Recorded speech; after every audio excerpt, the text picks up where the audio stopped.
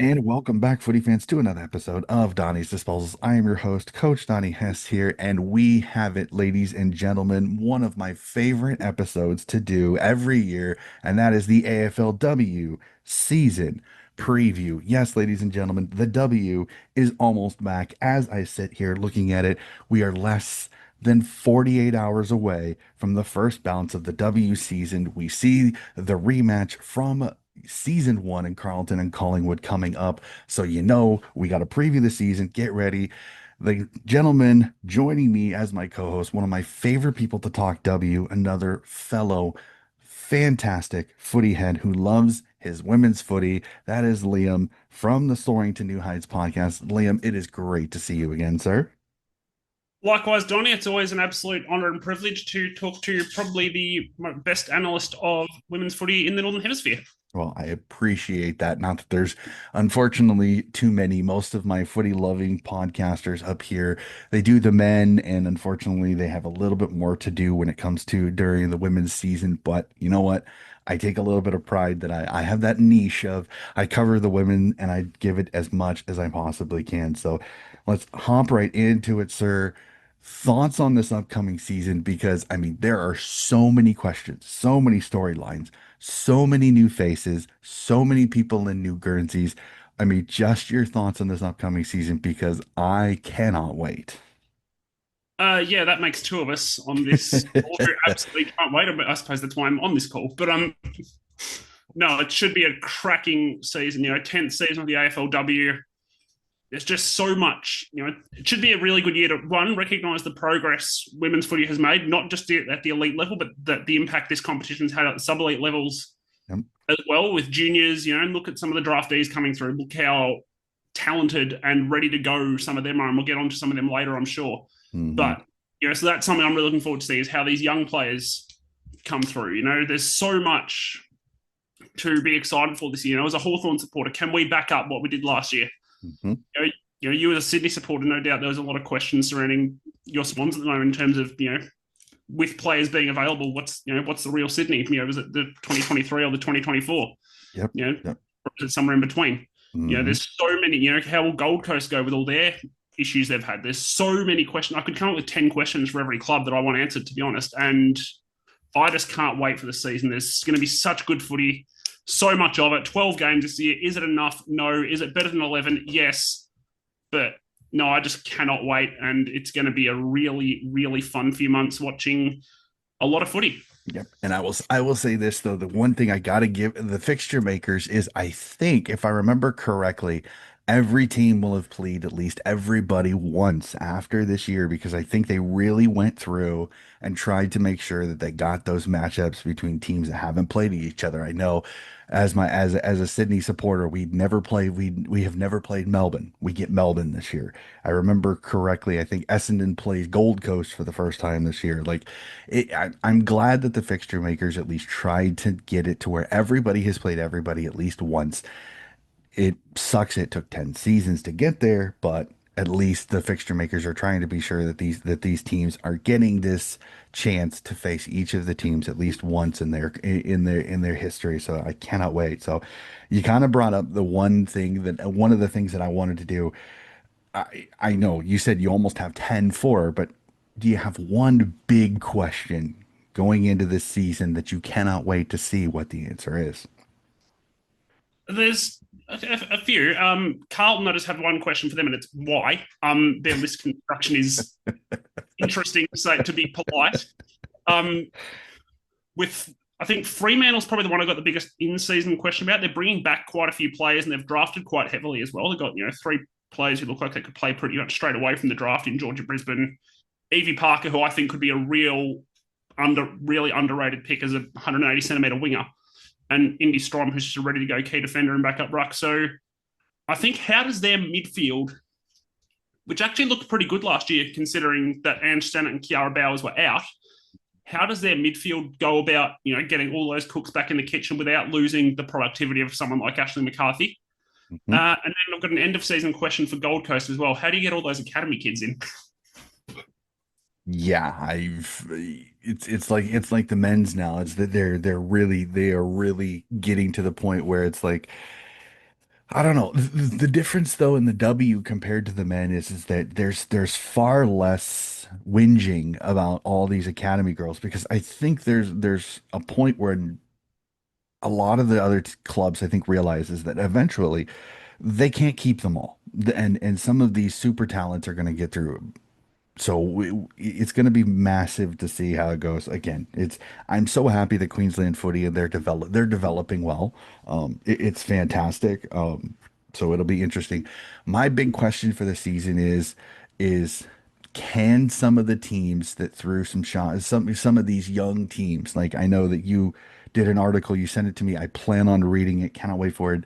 Is the progression of the two when I think are the up and coming super teams in Port Adelaide and Hawthorn? Because for me is will they progress again this year? Because they're not unknown commodities anymore. They're not teams that snuck up. I think the last two seasons we've had a team, and last year too, that really snuck up on the competition that nobody expected. Sydney did it in 2023, getting to the finals, knocking off Gold Coast, getting to a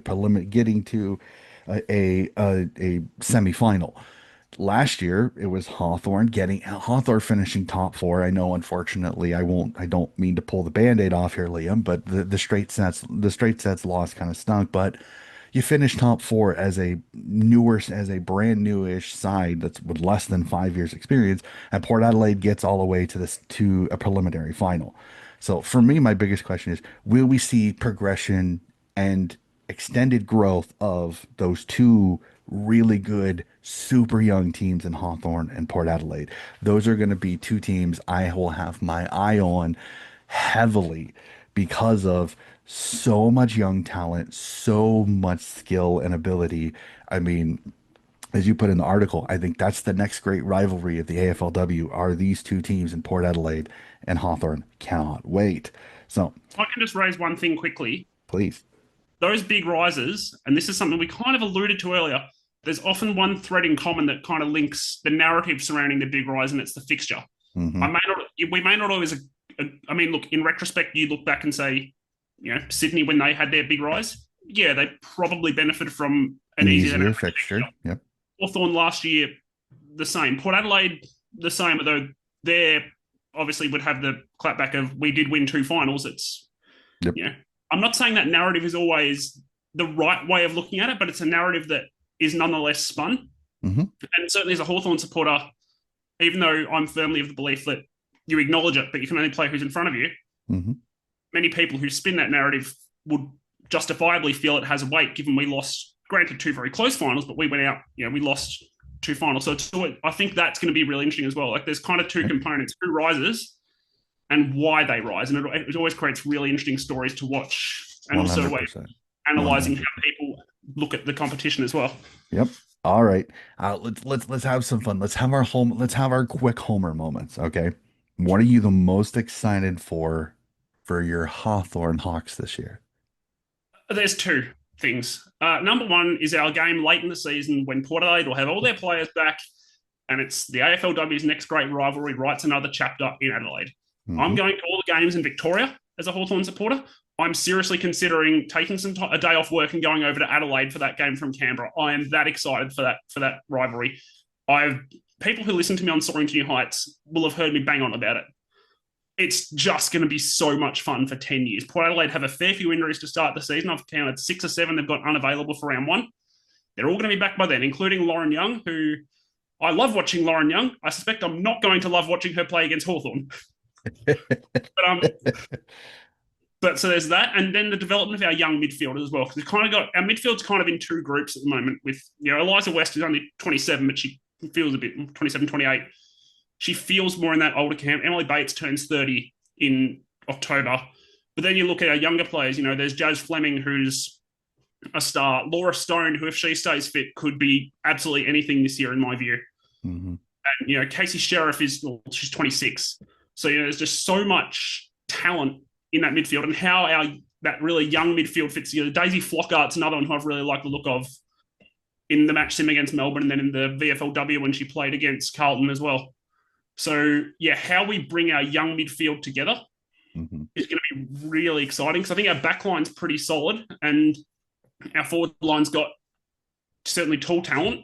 But yeah, how we fit the pieces together of our young midfield is something that's really going to excite me. Yeah, it's going to be fun. Again, Hawthorne and Port Adelaide are two teams. I cannot miss their games. They're just so exciting, like I said. And you look at the ages of their cores, and it's like, oh my gosh, seriously, like it is insane how talented and young they are. For myself as a Swan supporter, I have tons of questions, but I'm not sitting here going, I'm doubting anything. I'm sitting here going like I'm super excited because I don't know very much about it because there was such a turnover. If I remember correctly, there were nine players left the club and another nine came in. And I like some of the additions, in my opinion, were fantastic because there's so much more depth on the defensive end now. I mean, you bring in superstar young talent Ashley Van Loon on the defensive end. You bring in veteran Lulu Puller, James Jasmine Grierson comes in on the defensive end. You draft Zippy Fish, who, I mean, you know me. When we had our draft thing, I was raving about Zippy. I loved her to death, loved her in WA. I was so happy that she fell to us because I think she'll fit the system so much. She's going to be so much fun to watch in red and white. Amelia Martin, the young academy draft pick, is turning heads amongst Swans fans. I can't tell you how many people I see on a daily basis that cannot wait to see Amelia Martin on the field. And then the return, hopefully, full year of Chloe Malloy from her ACL injury, and hopefully a fully healthy, non-issued injured Ali Morfitt. Because you could tell last year she was not healthy. She was fighting that foot injury the entire year. She only played 3 games. She did not look good. She did not look like she was in shape. She definitely had an injury riddled season last year. So you add nine new players, you add some veteran experience, you add some young talent, and then you hopefully get basically back 2 players that did not play very much last year. I am absolutely stoked for this Swans tide because honestly, I agree with what some. I think the win total goes up. I think they're a chance to fight for finals, and I cannot wait to watch the Swans. But you could say that for several teams. As you said earlier, Fremantle's another one. I cannot wait to see the return of Kiera Bowers because, I mean, Turbo is so much fun to watch. I agree with what somebody said. How an AFL team hasn't tried to hire her as a tackling coach, I don't know because she's one of the best tacklers in the entire AFLW. And I know she's had a year off, but I just think she's going to step back on and be just as brilliant as she always is. So, absolutely cannot wait. Let's go to it. Let's jump. I want to do this. I want to do some season preview stuff. I want to get your opinion on some thoughts. So we just had our Homer moment. We just had our talk about our clubs. And now I want you to take your club out of the running for just a second. I will do the same for the Swans. What's the team besides your own that you're looking forward to watching this year? It's out of curiosity, and it's West Coast. Hmm. I may be going a year or two early on West Coast, but I think there's a few clubs who I've got a lot of questions about their list build because I can't discern what the strategy is. Carlton, spoiler alert, like I said earlier, they're top of the list. Just don't understand what they're doing.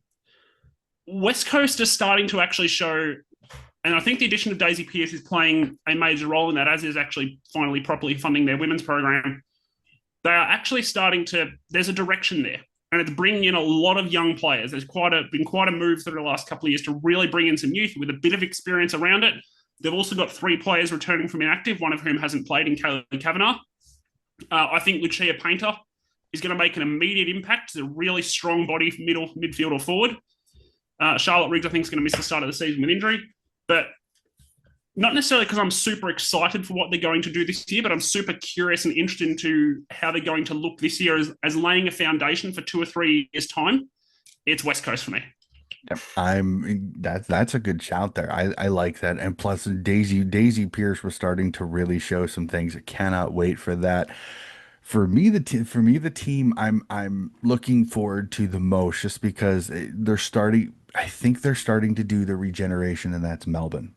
I'm excited because I said it in the draft combine and I know Pete Williams from Rookie Me Central knows how much I loved Molly O'Hare Absolutely loved her game with South Favorite draft Fremantle. prospect last year. Cannot wait to see her in these colors this year. She has absolutely been a ripper. They're starting the regeneration. I mean, Lily Mithen is left. She's went up to the Gold Coast. I'm fascinated to see what Melbourne does because last year they missed finals. Will they see a bump up this season, or will we see kind of a progression down the ladder a little bit to kind of regenerate some youth into this group a little bit? So I'm fascinated. So Melbourne is a team I'm excited to watch because there's some young talent that they've brought in. That I think is going to flourish with the veteran leadership around him. Again, you've got absolute excitement machines in Alyssa Bannon, who's always so much fun. She always gives us at least one highlight a year that I have to go Oh, in a week. seriously. So, yeah. Oh, in a week. She's one of my absolute favourite players, Alyssa Bannon. I would give a lot to get her to Hawthorn. To be honest, she's so good. Yep, yeah, I would be the same. I would be the same way. And having her up in Sydney would be fantastic for sure. I'm the 100%. So, let's get the negative out of the way. I do have to ask one negative question. What team this year, in your opinion, do you think will descend down the ladder the most? I've got two that I kind of think it's between, and it's a battle of the sashes. It's Richmond and the Bombers, and I genuinely take no pleasure in it because the Bombers are just decimated by injuries at the start of the year.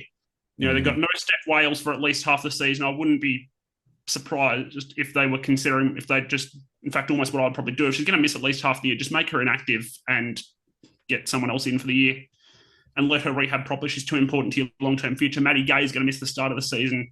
They've been hit pretty hard by injury early in the year, and it might just be too far for them to come from. And Richmond looked, frankly, terrible in the Hmm. practice match against the Hawks. I realised they were rotating a fair bit through. Perhaps it's not quite a reflection of where they're at, but I just have some questions about, you know, what they're trying to do. I think their backline in particular is a bit of a concern for me. Hmm. Uh, and this is really unfortunate because she's incredible when she's on. Katie Brennan, she's looked fit to start the preseason, but she's got quite a lengthy history of some concerning injuries. And I'm in a longer season. I'm not always sure that that's going to hold up. And that is really something I take not just no pleasure in saying, but a lot of displeasure in saying.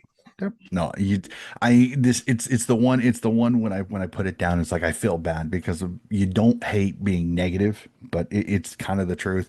For me, it's the Cats. I know they didn't make finals. I know Richmond and Essendon did, but for me, it's the Cats.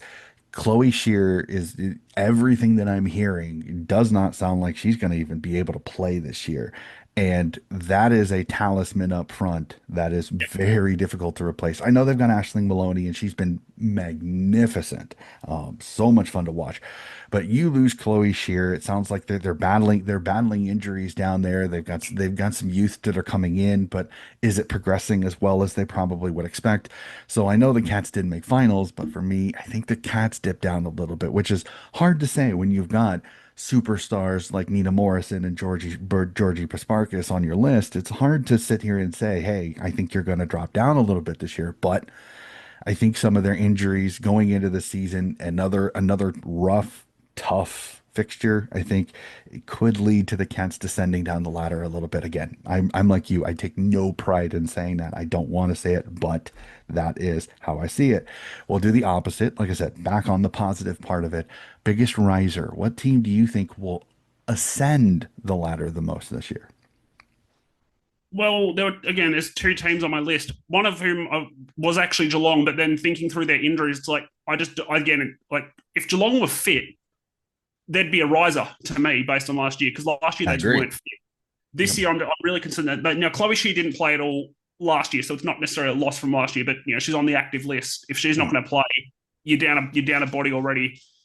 Georgia Prasparkas wasn't fit last year, so there's definitely arguments either way for Mhm. Geelong. I just think without Chloe Shear, they've got too few avenues to goal outside Mhm. of look, their midfield score goals, which is really a real benefit to them. Yep. But without Chloe Shear, it's going to be really difficult for them to put enough points on the board regularly to deal with the fact their backline is good, not great. I would say their midfield's out of this world with Morrison, Mhm. Prasparkas, McDonald. No Exactly. ruck.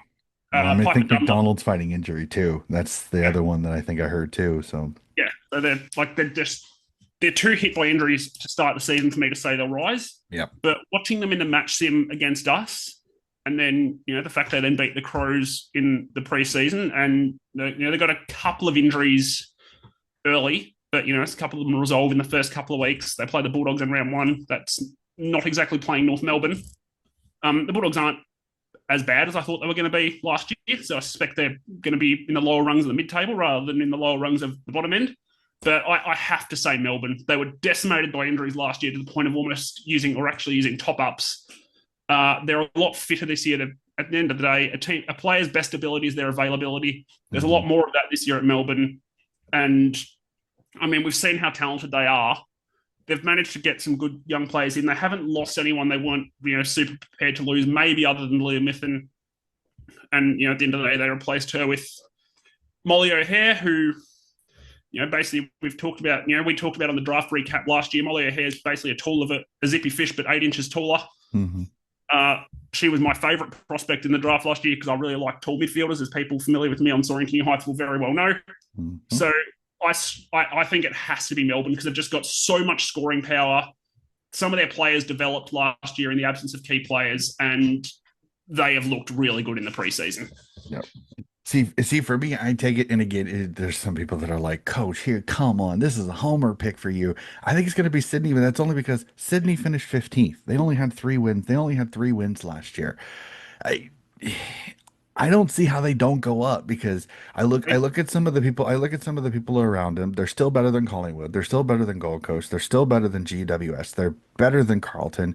West Coast, I'm still a little iffy. The Western Bulldogs, I think, are still developing. St. Kilda, I just don't see the development that I thought I would see. Again, maybe I'm not trying to question anybody, but I'm sitting here. Chloe Malloy should be back as long as they don't run into injuries. Malloy should be back. Ali Morfitt. They get all the returners. They bring in some depth on defense.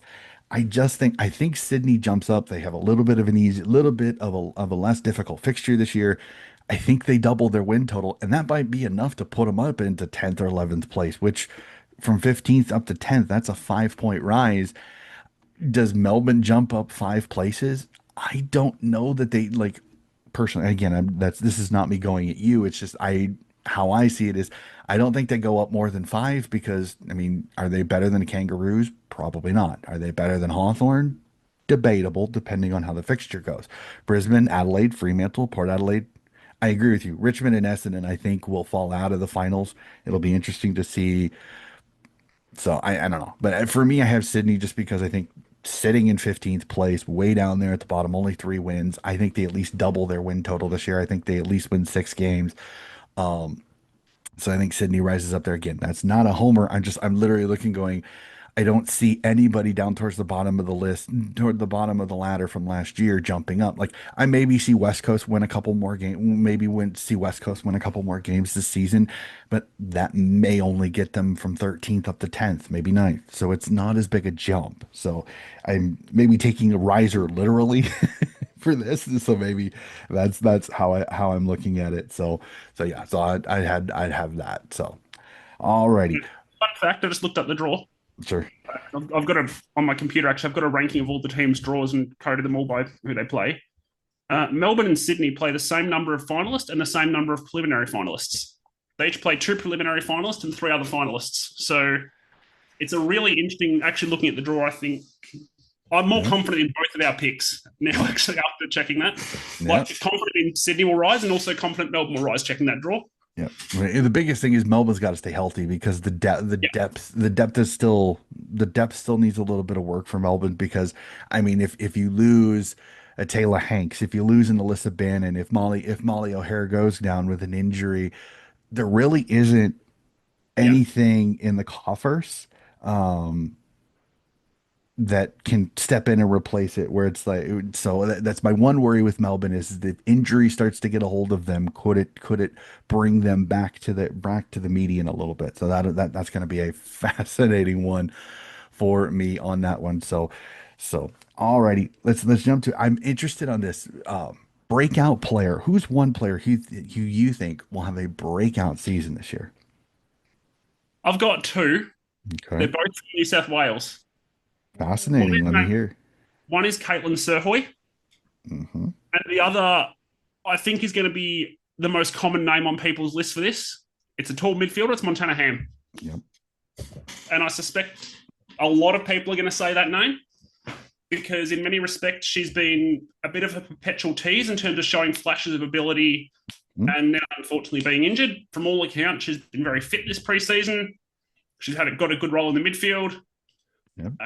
Yeah, if she plays 60+% game time on ball, 20% forward, she could really be a serious breakout player Yep. this year. And it's the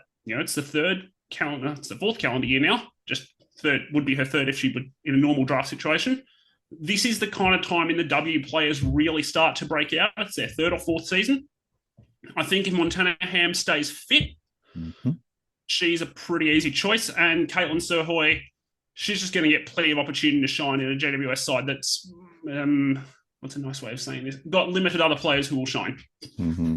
No, I'm I like the pick I like the pick myself. I don't see that's the thing with me. Like there's not ones that bust out that honestly I don't some of the names that come to my head as I was thinking about this. I'm not sure if I would call them breakout players because I think we already know they're good, but I think I'm excited. Like I almost want to say this in a little bit of it's almost instead of breakout, it's comeback, and that's Turbo. Like I legitimately cannot wait for Kiera Bowers to come back because I think having a season where we did not get to see what she can do, I just think she has a I think she comes back. She's too good a professional. She's too damn good a football player not to just come in and absolutely light it up for Fremantle this year. So for me, I'd put her. If you forced me to do somebody that actually has kind of been under the radar, I want Monham so bad. Like I agree with you. She has been a parental tease because she's had foot injury or a leg injury or a knee injury. She's just constantly been battling with it.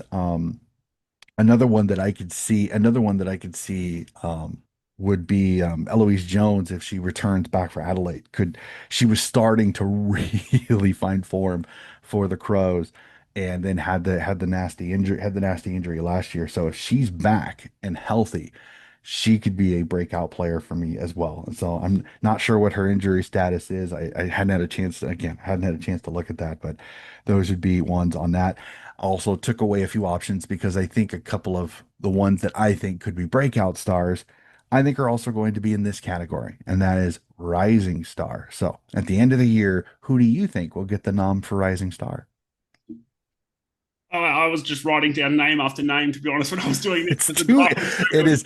I was doing the same thing. I'm sitting here going, well, yeah, her, yeah. And I think I had five without even thinking very hard. I've got I got five names as well. But Rising Star, there's a combination of a few things that actually go into it. So I've really thought about this. Yeah, you have to. Opportunity, Yep. opportunity is one. I So agree.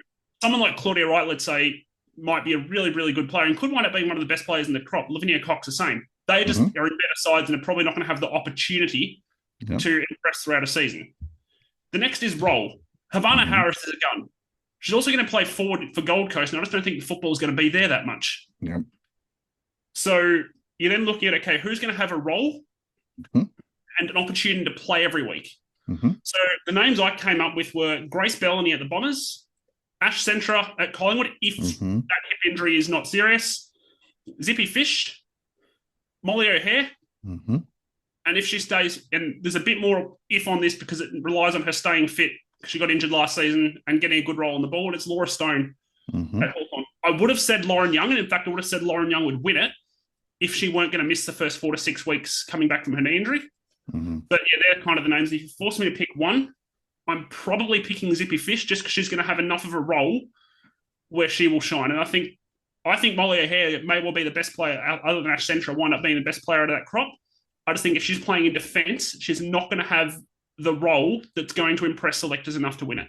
Yeah. No, we got to be through that. The thing though is that from what I'm hearing from my contacts in Swan's Land and everything like that. Sounds like Zippy's going to actually start off on the halfback line, but she may shift up to the wing a little bit. We'll have to see. So I think she's going to get plenty of chances to play because she's an incredible talent. I'd be shocked if she's not in the round one side just because of just because of the fact that she's already impressing in Swan's Land from what I talked to it.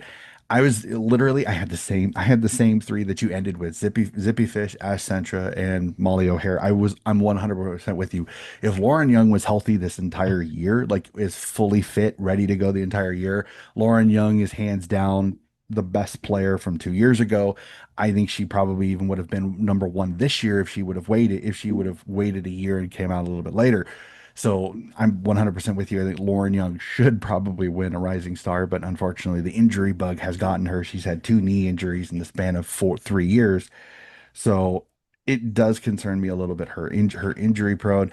As Centra, I think she's going to get a ton of time at Collingwood as long as she's healthy. So that's the thing is if she's fit, she's going to get a ton of time there. Bree Davy stepping back. There's some definite need for some depth in that midfield at Collingwood, and Zippy's there, and then I think Molly's going to bounce between that halfback flanker position, wing, and maybe even through the center mid, depending on health and fitness, because they need the depth, they need her youth, they need that runoff halfback. So I think I agree with you. I don't think she's going to get the selectors a lot of highlight reel tape stuff, but I think if she plays consistently, she may find herself at least in the running for sure. So that's going to be the rising star candidates this year. It's ridiculous. God, I don't Um, know. I could have gone for another 15 who I could make an argument for as well. I agree. I absolutely agree, especially with some of these teams that there are some youngsters that are coming in that you just they can make an impact. As they make an impact, there's definitely that opportunity. So I've again the young talent coming through is ridiculous. So all right, the fun one at the end of the year. Who at the end of the year will have the medal put around their neck for best and fairest of the competition? Okay, again, gonna reason our way through this. It's got to be a midfielder because it's a midfielder's That's medal. But always the way it is. Yep. better or for worse, personally, I think it's for worse. It should be a ruck every year, but that's another story for another day. Um, they've got to play for a very good side, but one without them having too many votes pinched from them. Ebony Marinoff was a bit of an exception last year because she was just ridiculous. And Ann Hatchard was below her level. Let's Yeah, let's well, let's and be Hatchard let's was be honest. If Ann Hatchard was at her normal level, I don't think Eb wins it. Like I love Marinoff to death, absolutely magnificent player. But if Ann Hatchard is playing Ann Hatchard type of footy, Eb Marinoff doesn't win it. well because Like she let's just just be pinches honest. votes because she pinches. Exactly, they pinch votes off each other every time. Yeah, so they've got to be in a good side, not a brilliant side, and they've got to have not too many players who are going to pinch votes off them. And they've got to occasionally be Yep, able to get a vote in a loss. exactly. So the player I've come to has a bit of an injury cloud hanging over them for round one, but it's Kate Hoare. Hmm. I think Melbourne will be a very good side.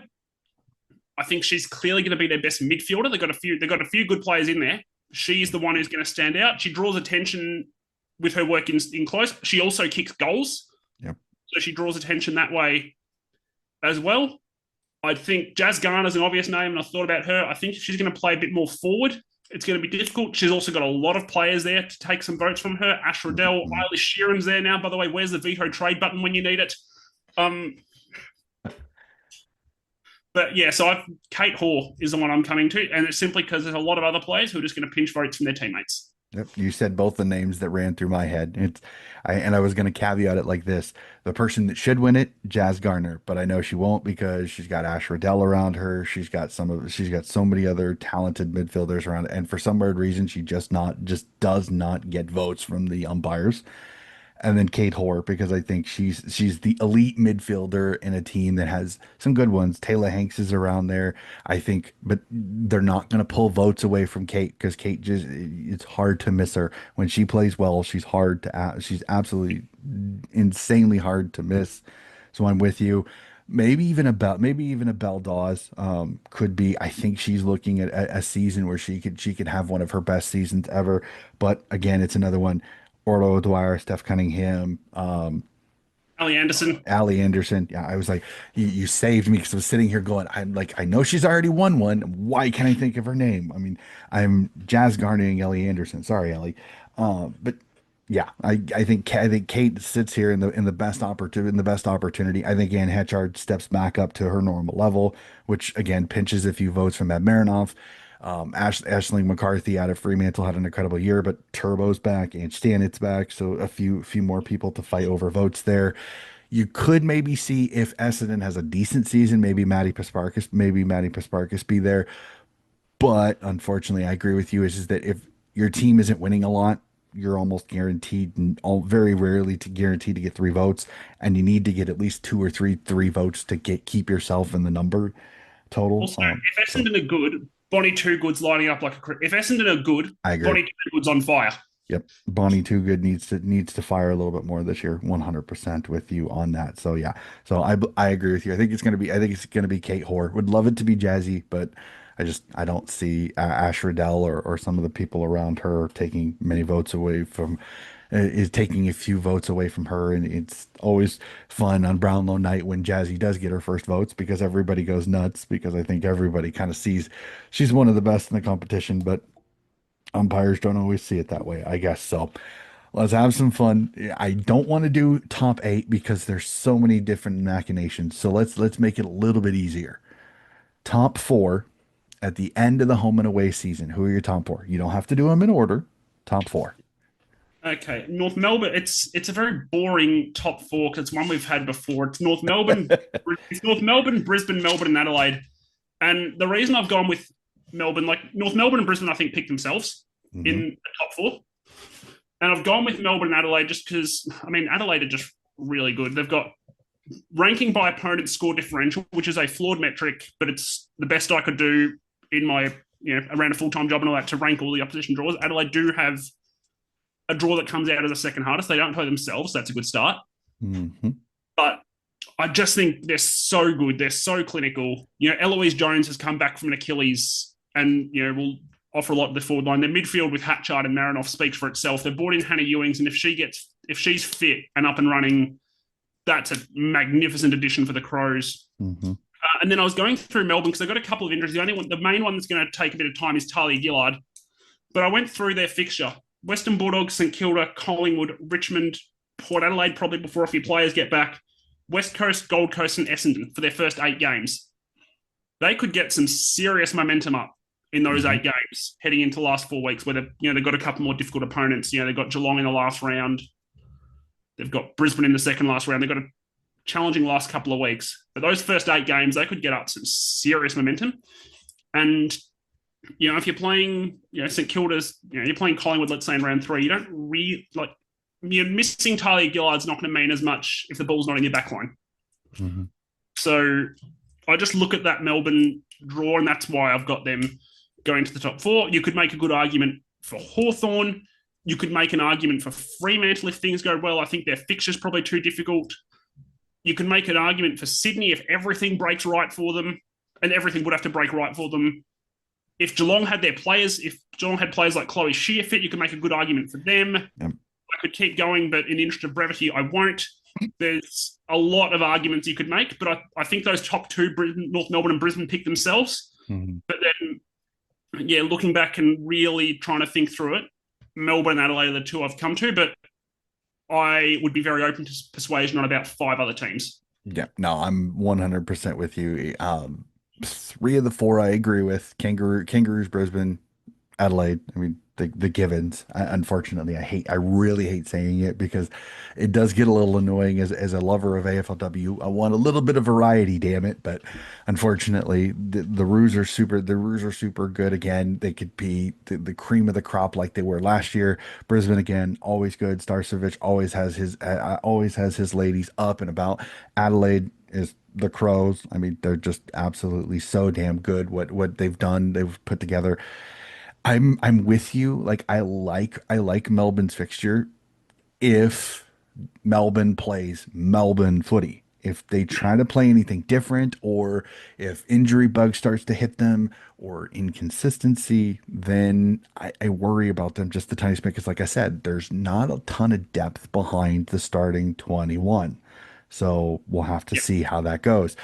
I agree with you. I think Fremantle is one of those that I really am keen on because and Stanit and Turbo coming in, both basically as both new players.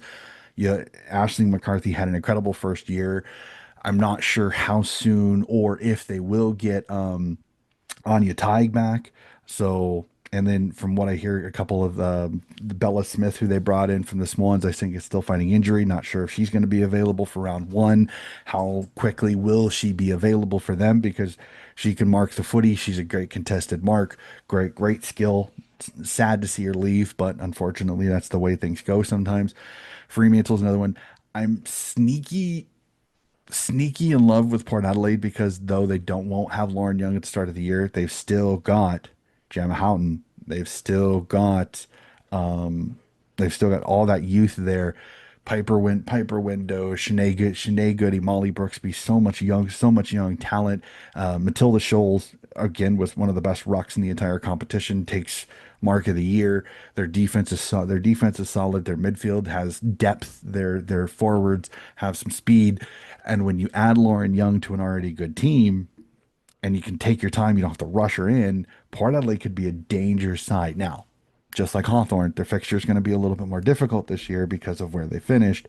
So I'll be intrigued to see. But if you forced me to twist my arm, I think it's Adelaide, Brisbane, Kangaroos, and Frio is who I think will be the top four. I agree with you. I know Fremantle's fixture is a little more difficult, but when you add Turbo and stand it there, anything is possible for sure. But I could reference see, the docket start with 3 preliminary finalists in a row, first three yep, weeks. yep, just like and then it's just like Hawthorn and Geelong both are fighting some really tough schedules early in the season, so it's gonna be a slog. I That fourth spot I think is up for grabs. I think there's Oh, yeah. three or four teams, and I agree with you. Like Sydney's got to be absolutely almost perfect to be able to be in the top four. I don't see it. I think if they get in, they're going to scrape in. I think they're going to be a 6 through 8 if Agreed. Sydney makes finals because Right.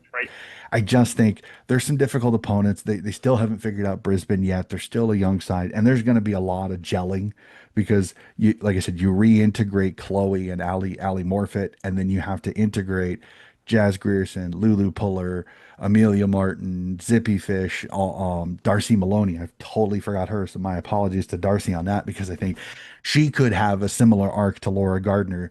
Wanted to get into that vaunted midfield of Geelong, couldn't do it, comes up to Sydney, and now has that opportunity to potentially be a staple in the midfield. You've got a bona fide tagger and Tanya Kennedy in there. So if things go well, Sydney, I don't I think they're the tougher fixture games that they have. I'm not sure Sydney is up their level yet, but they're Yeah. getting closer for sure. So grand final matchup. I know I don't want to try to go through the finals. Like I said, we have home and away, so we have our top four. So most likely of your top four, who do you see playing off in the grand final? Well, you said Sydney haven't figured out Brisbane, neither of most teams. I think we get a rematch. It's so hard to not pick North Melbourne, Brisbane. Brisbane will coming out breathing fire all year. They're the fittest team in the competition, so the longer season probably benefits them. To be honest, because when everyone else stops, they don't. They're Yep. just so fit the way they keep going and going and going. They've got good depth. They've got a very minimal injury list at the moment, with only Poppy Bolts, who's about 6 weeks, and Lily Baker, who is about the same and probably wasn't going to play a lot this year as a very young key defender. So, and North Melbourne, they go undefeated last year, only drawing against Geelong. Then they go out and add a two-time All-Australian. And Ellie And Sharon. Yep. where's that veto trade button when you need it? Like I said earlier. So I don't like saying it. This is a Hawthorn supporter. I'd like to say Hawthorn could be in there, but the most likely scenario I see is North Melbourne, Brisbane. I don't trust Geelong, who I think could get there if they stayed fit to stay fit, and they're off to a bad start with staying fit, which is why I don't trust them. Melbourne, their depth, I'm just like you said, I'm not convinced by it. I could see them getting there if everything goes right. Adelaide, Doc Clark's last year, they're going to be up and about. Yep.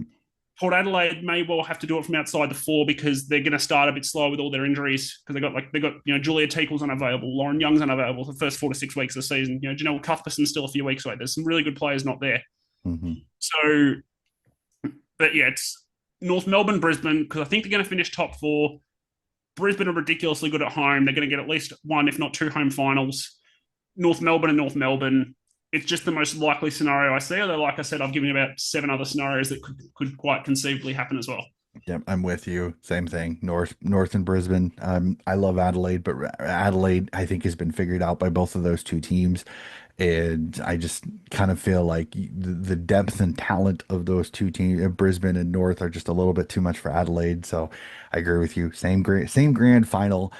I'm it's going to be a good one. Like there's no argument that they're two of the best teams in the competition. It's hard to argue, but again, it does get repetitive a little bit. But unfortunately, the W at this present point is still a lot more about the overall depth than it is the young talent will eventually, I think, even out this competition. It's going to take a few years. I know it's frustrating as a supporter of some of the other teams to see 3 teams that you can almost literally pencil in at the start of the year. Okay, I know Brisbane, North Melbourne, Adelaide are going to be 3 of the top teams in the competition. Is there a fourth, or are they basically just is the fourth team just playing to be part of the preliminary final? So I'm with you on that one. Premier, do we see a repeat, or does Brisbane get revenge? I mean, I look at it. Last year, North Melbourne were 5 goals better than Brisbane in a grand final. Hmm? Brisbane have had the least turnover in the competition. They've brought in a rookie and 2 draftees for the 3 players they lost played a combined total of 3 games last year. So Oh, basically no real change. North Melbourne, despite being 5 goals better, yes, they're a bit older, have added a 2-time All-Australian, traded out a couple of depth pieces who weren't getting a game, so they're not in that side. There's Sarah Wright's away to start the year, so that's a loss. She's good. I don't think she's a 5-goal difference when you can slot Isla Sheeran into that spot temporarily. mhm, Emma Carney's going to miss the first couple of weeks of the season, but that's only a couple of weeks, not a grand final. mhm, Georgia Stubbs comes back from an injury. She could add some speed if she gets a go. Ariana Hetherington adds some nice depth. mhm. Just how do I justify? And look, I'd be pretty happy seeing another outcome. I Yep. can see another outcome potentially occurring. If I have to predict one thing to happen that I think is the most likely, it's very hard to justify a team that objectively has improved from being 5 goals better than anyone else to not win the premiership. Yep. Yeah, I'm with you on that one. I hate dynasties. Everybody knows, everybody that listens to my podcast knows I detest dynasties. I think they're the worst thing for competitions, but unfortunately, I think North Melbourne it may be on a little bit of one for the next couple of years. I think North Melbourne repeat. I'm not sure if they go undefeated. I think Brisbane, there's always the grand final rematch is always such a tricky one because it always seems like the team that lost has a little bit more motivation. So I feel like I think Brisbane potentially knocks off North Melbourne in the home and away. And they But do play North in Brisbane as well, by the way. Exactly, and that's the other reason too. But I think North Melbourne get the last laugh on the final day of the season. I think North Melbourne win a secondary flag. Again, I take no great pleasure in that. Anybody listening to, like I said, I am not absolutely not a dynasty person. Do not like dynasties at all. I think they're horrible for sport. But I see North Melbourne. They're just so good. They're so deep. And when you add a 2-time All-Australian to a team that literally was really good already, and you add a very good player in Eiley Sharon to a group, it is scary what North Melbourne could do this year. So, yeah, North Melbourne, unfortunately, not happy. So, Look, as we said, go ahead. whilst dynasties aren't great for the sport, Yep. I do want to say before the AFLW, North Melbourne were doing a lot to grow and develop women's footy. Yep. So it is good that they are getting some recognition, I guess, for what is Mhm. the tangible representation of a lot of work they did before the AFLW started. Yeah, dynasties aren't great, and I would rather it not happen, especially the Hawthorn supporter. I'd rather see Hawthorn doing it. But at the end of the day, like it's a nice thing, I guess, in as nice a way as it possibly can be for a dynasty, to see a club that's done so much who, if we're real, they should have been given one of the first four Victorian licenses. To be really frank, they should have been given one of the first four Victorian licenses because they have done a lot to grow and develop the women's game, even before the AFLW started. The reason a lot of players went there straight away is because they had that connection, I think, through Melbourne Uni off the top of my head, where North Melbourne had been doing that. So they deserve a lot of credit for that. And I guess it's just nice to see clubs that have done a lot for the women's game able to get some kind of tangible recognition in its early stages, if that makes sense. Yeah. To get the women's game where it is. No, I completely agree with you. So it's weird saying it, but it is true. So I thought since we are 48 hours away, let's have some fun. Let's tip round one. Let's get through. Let's start the season off right. So, sir, we'll start off the replaying of the opening game of AFLW, 10 years in the making, Icon Park, Carlton v Collingwood. Who do you like in this one? Neither. But I didn't say how much you liked them. I wanted to know who you're going to tip. yeah, well, I mean, I don't rate either side at all this year, to be honest. I think it's tough. I really, I almost think both teams could find a way to lose this, because I'm going to say Carlton, but with zero faith, and that's purely because Collingwood have a lot of injuries in the midfield. Yeah, it's going to be interesting. I know they've got a lot of I know they got a lot of injuries, but I don't like I'm kind of like you. I don't like Carlton's makeup. So I'm going to tip the Pies in this one. I know it's a little bit of a stretch here. I think I did see something where Ash Centra, I think, is supposed to play round one. So she has She's been. playing so for McKay. Yep, and I think that's gonna be a lot of fun for me. I think that's gonna be fun to watch this little ripper because I've seen her highlight tapes. I've seen some of her game films. She's an absolutely incredible talent. She's gonna be so much fun to watch. So I think I'm gonna tip the Pies in this one. I think the tip the Pies in this one. I know, like I said, I agree with you. Some injuries I think are a little concerning for me on the Collingwood side, but I think I'm gonna I tip don't the know about you, Pies. I made that tip with no confidence in either I team. in neither team am I super confident in, to be honest with you. I could see both of these teams being bottom six, honestly, this year. So yeah, I don't have a lot of confidence in either.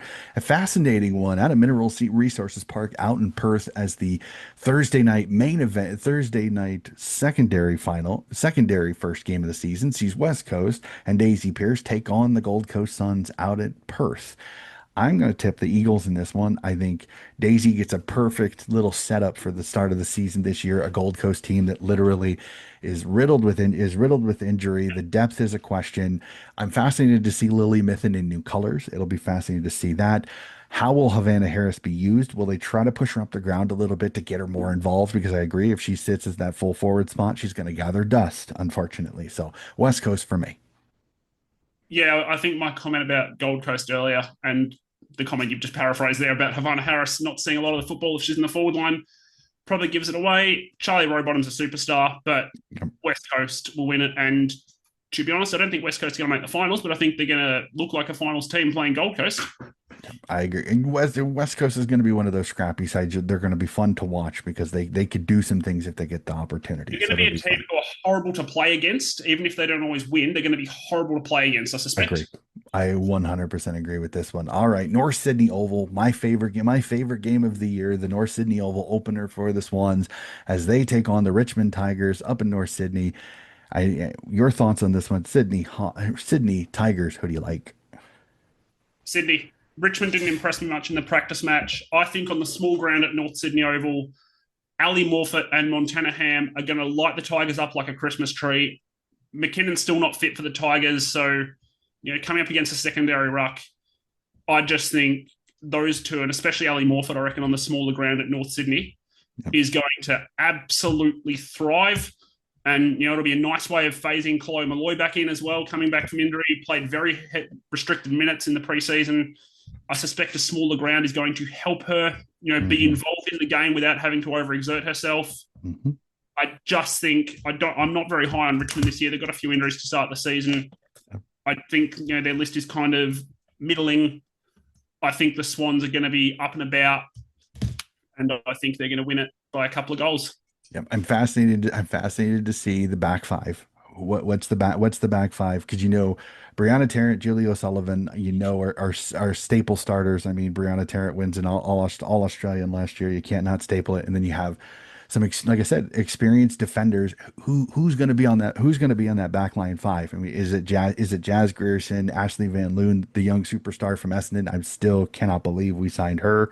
That was a kind of a shocker to be able to bring her, because I know her and Brianna Tarrant have kind of become twinnies because they have very much look similar. So it's going to be fascinating to keep track of those two. Does Zippy Fish play off the halfback line a little bit? And then I cannot wait to see Monham, hopefully for a full healthy season this year. I'm crossing my fingers that she has that opportunity. Allie Morfitt sounds like she's training out down the house. She looks good. So I'm with you. I think Sydney win this one. I think the small oval at North Sydney, I think really benefits the way the Swans want to play. Richmond will give them a test, but I think the Swans just a little bit too good come the fourth quarter. Oh, fun one. GMHBA Stadium, Geelong Cats, North Melbourne, Tasmania Kangaroos on this one. North, and unfortunately, this could be North Big. If Geelong were fit, I would be saying this is potentially the game of the round I agree. alongside Brisbane. I agree. Reality is Geelong are not fit. I think once Geelong get their players fit, they will be horrible. They will be like West Coast, but with more talent. They will be Exactly. horrible to play against. Yep. Their midfield is, again, when their midfield's on, it's out of this world. Nina Morrison's my favourite player. My favourite player who doesn't play for Hawthorn. Georgia Prasparkas looks like she's back fit in a big way. Mm-hmm. It's just I don't think they've got enough avenues to go without Chloe Shear to Mm-hmm. beat North Melbourne.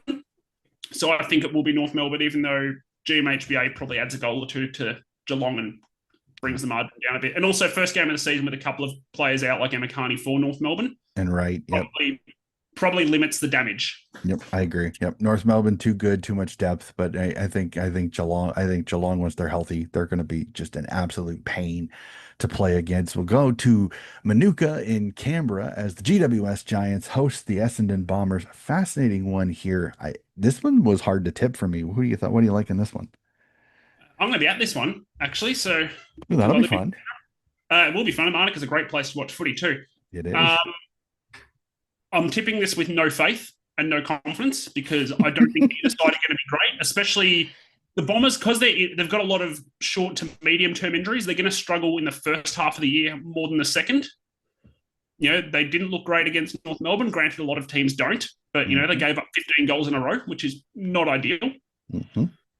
The Giants played against Carlton in a game which is almost a write-off because they may as well have been playing water polo. But so I'm going to, with zero confidence, the second game I'm tipping with absolutely no faith, tip the Giants in Monica. I just think, especially if Eilish O'Dowd plays, it could be a really tough battle for the Bombers in the ruck without Steph Wales, and that will have a flow onto the midfield.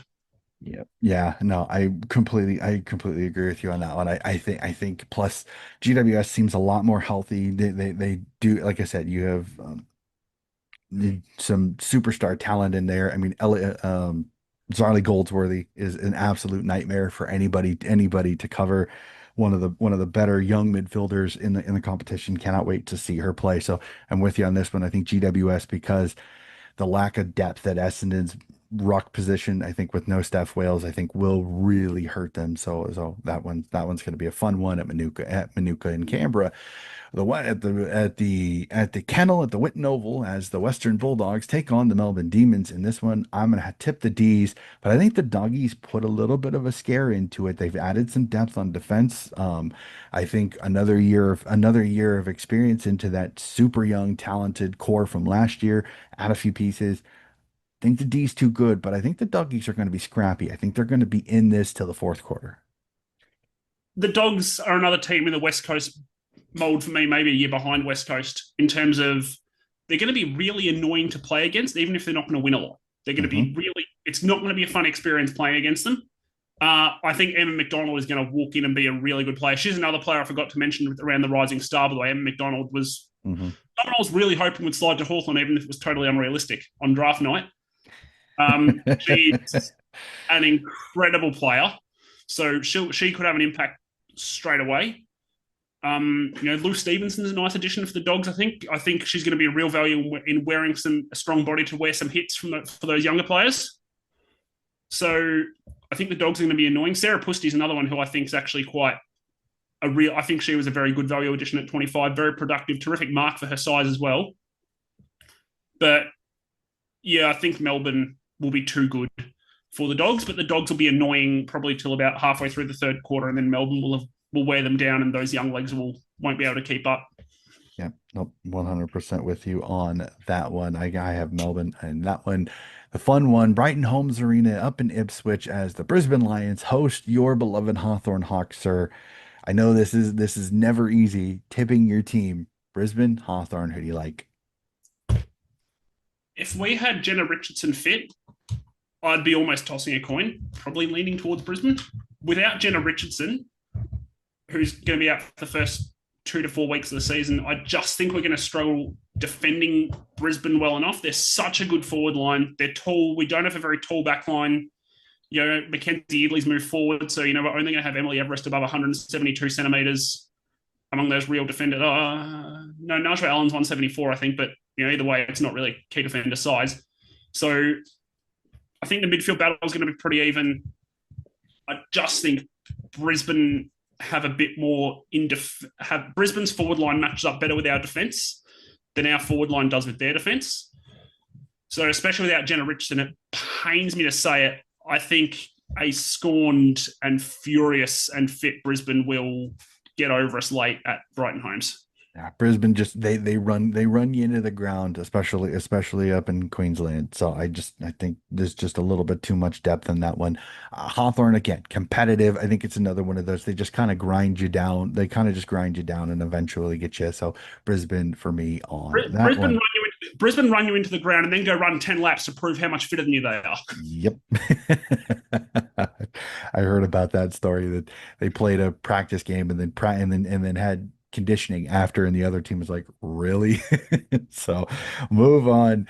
RSEA Park in Melbourne as the St. Kilda Saints host the Crows. Again, Crows so good. They're always there at the top of the level. I know Georgia Patrikios is back, but I just don't know if they're going to bring enough to be able to drag the Saints past the Crows in this one. So I have the Tricolors. Yeah, this could be one of the bigger margins in the round. I think the Saints are just meh as a list. It's just, yeah, you got some good players. Jesse Wardlaw's a great player. Serene Watson's a really good player. I really like Paige Trudgeon as a defender. They've done some nice work in the midfield. Jamie Lambert's really good. Georgia Patrikios coming back is really big. Mm-hmm. I don't think St Kilda are going to be a bottom four side. I think they've got too much high-end talent.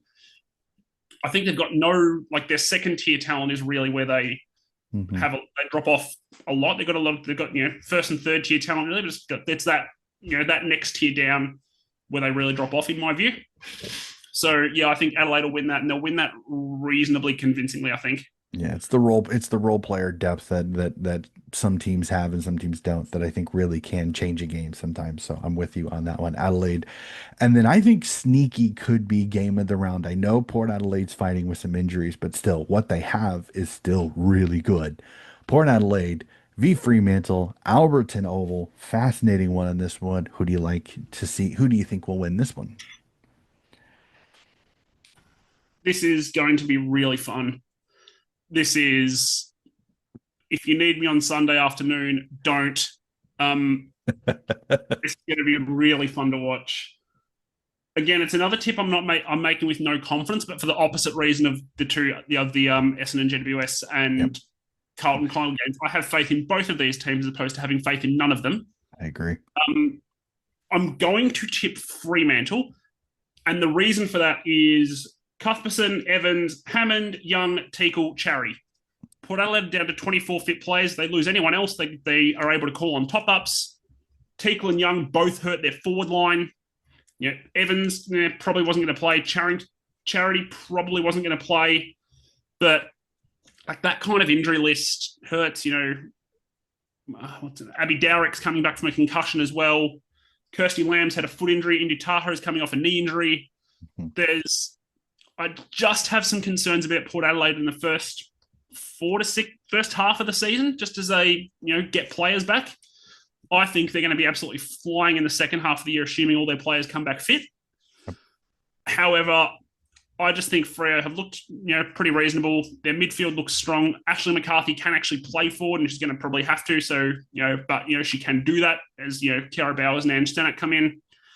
So, with not a lot of confidence, but not because I don't have faith in the teams, I'm going to be tipping Fremantle. I'm the same way. I was going to tip Fremantle. Some of the injury concerns bother me a little bit. Plus, like I said, you get Kiera Bowers fully fit, fully healthy, and Stannett fully fit, fully healthy, both stepping into a team that was already good last year. You add two elite midfielders through the center, and yeah, and Mim Strom's one of the best. Like I said, this is the ruck battle in this. I know as the tall man that you are going to love this matchup between Matilda Schultz and Mim Strom, two of the best ruckmen, two of the best rucks in this entire competition. Absolutely cannot wait for this one. I know this is at 1:10 a.m. my time, but I may have to stay up for this because this could be an absolute cracking game of football. I like Fremantle, but it's going to be a fun Yeah, one for sure. So, well, that, Liam, that that ruck battle, definitely one of the main reasons why the attitude is if you need me during those 2 hours, like, exactly. unless what you need me for involves an ambulance, you don't need me. 100% on that one. So, well, Liam, that is it. That is season preview done again. We've had episodes where we've went 2 hours because we really went in depth. I kind of wanted to pull it back a little bit, just be more about talking kind of our thoughts and opinions. Again, we got some good things there that maybe we'll come back and we may have to mea culpa later if we absolutely have a mare on some of these. But you want to know what? It's a lot of fun. I cannot wait for the W season. Again, you are just as passionate a W man as I am, and it's so much fun to find people like you who love this competition, who want this competition to grow, who will fight for this competition to grow. So I appreciate what you're doing. For those that are listening that may not have heard your podcast, tell us a little bit about Soaring to New Heights, where to get it, and what's on deck for you and Tim on the Soaring to New Heights podcast. So, look, you can find us wherever you listen to a podcast. You can also find us on social media. The handle is it best handle? No. Is it the handle I could get? Yes. At HFC Saw on Twitter and Instagram. On Facebook, it is Soaring to New Heights. Basically, we are an unabashedly passionate pair of Hawthorn supporters who talk all things to do with women's footy in the brown and gold. So we talk about Hawthorn AFLW, and Box Hill VFLW as well, which I'm covering throughout the VFLW season. I'm covering all the Box Hill games, which has been really fun. So, yeah, we'll recap the games. We'll have plenty of coverage. I'll be doing some opposition analysis as well about each of our opponents coming up over on our little Substack, which I do some writing on as well. So, check us out there as well. So, in January, I wrote a very detailed article. It took me about 3 weeks. Basically, my entire Christmas leave was about writing about Hawthorn on Port Adelaide and why it's the AFLW's next great rivalry. So, yeah, we just basically talk about everything to do with the women's programs in brown and gold. We love it. We put a lot of work into it.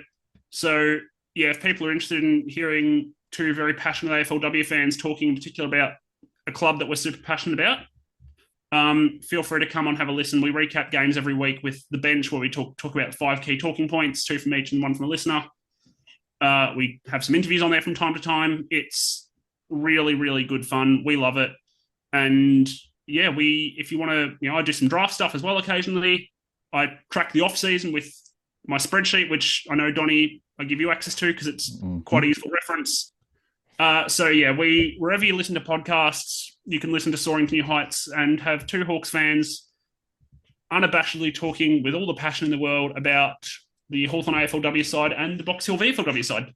Yeah, and definitely, like I said, I may not be a Hawks supporter, but I've heard there's some of these episodes that these two put out. They absolutely do everything to give such a great light to both women's competitions, both the VFLW and the AFLW. These two gentlemen put in a yeoman's amount of work, especially I know Liam, like I said, his spreadsheet is ridiculous. It is one of the things that I'm so happy that he gives me access to because there are times that the work that he puts in is incredible. So again, Liam, thank you so much for the work that you put in on the W side. And again, I know you're just as passionate a women's supporter.